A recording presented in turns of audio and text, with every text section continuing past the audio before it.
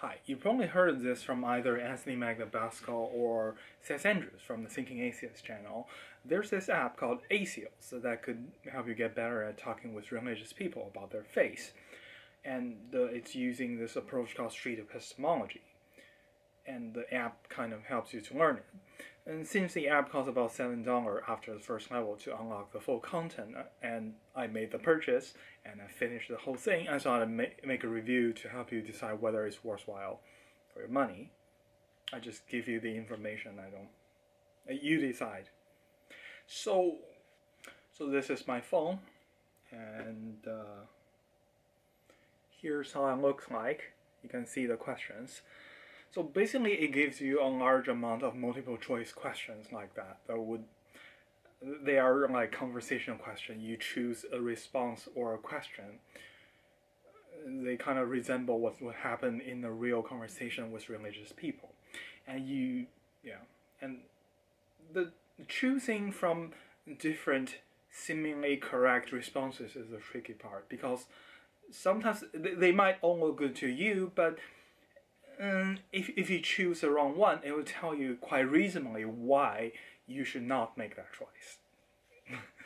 Basically, it makes you keep in mind where to direct the conversation, because, right, there can be multiple good choices, but which way do you want to go?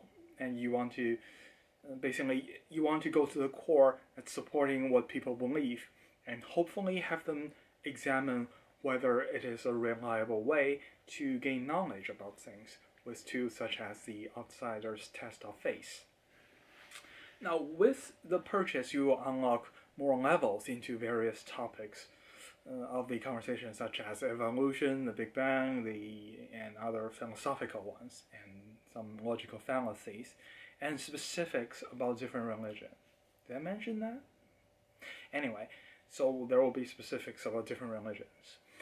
And the focus, again, is not to stay on top of every science, because, let's face it, we cannot be expert in everything. And it's not fair for a student. You have to have a terminal degree, quote-unquote terminal degree, in everything to be able to talk with religious people about something, right? Like, how many of us are paleontologists, right? So focus is always to direct the conversation to street epistemology, or how they know something is true. And don't be frustrated on unsubstantiated claims like science and religion are two separate things. Just politely ask them, "Oh, is it? Well, how did you come to that conclusion?" Right? It's all about letting them talk, listen, understand what they say, and demonstrate that you are respectful, you're listening carefully, and you do understand what they are saying. And hopefully you could have them think whether the way they believe, they determine something is true, is justified. If, for example, the same way can lead different people to believe different things, rather than just their religion. It can lead people to believe all sorts of things, And there's usually two correct answers for each multiple choice question, because I guess that's how real life works. There can be multiple right way to go. And apart from the questions, you also get some short essays and recommended books or reading materials in every level. And at the end, some of the later levels, there will be a whole conversations that's made of questions taken from real conversation with religious people.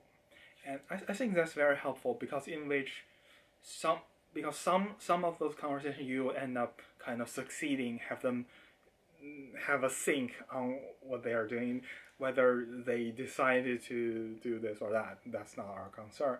But sometimes you fail, and that's important too, because you want to end the conversation gracefully rather than in a mess, rather than having people angry at you. You're trying to be friendly, you're trying to be social, you're trying to be, basically give a good name to the atheists. And these kind of simulated real conversations really helped me to put it all together, put everything I learned. And gave me some expectation how it might go, how the conversation might go in real life.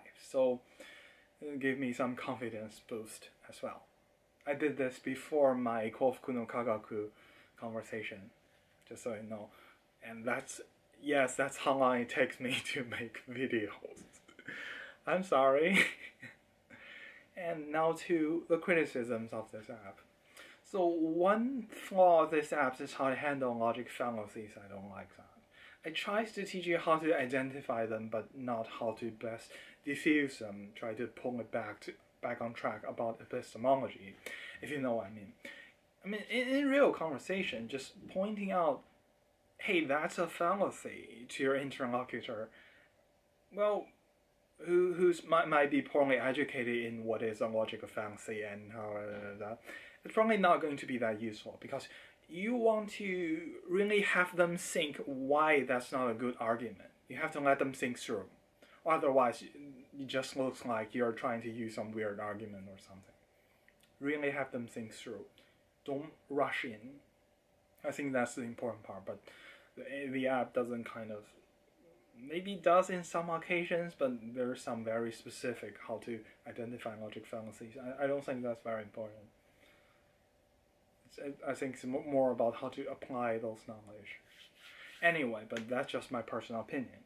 Another flaw, which I think it's a good one, well, bad one, depending on which.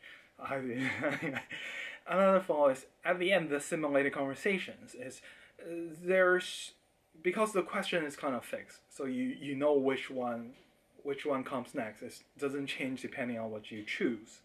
So there will be two correct answers, as I said previously. The two correct answers are kind of the same. So you can tell, because the wrong answers doesn't have to be the same. So if two things are basically the same sentence, then that's a correct answer. And it kind of takes the thinking out of it. So I think that's something needs improving. Perhaps you could just have one correct answer. I mean, that'll be better solution, I think. Anyway, so that's all I have to say about it. And if you decide it's worth your money, and tell me in the comments how you feel about it after doing the whole thing, or some of it. Tell me how you feel. And thanks for watching. Maybe see you next time.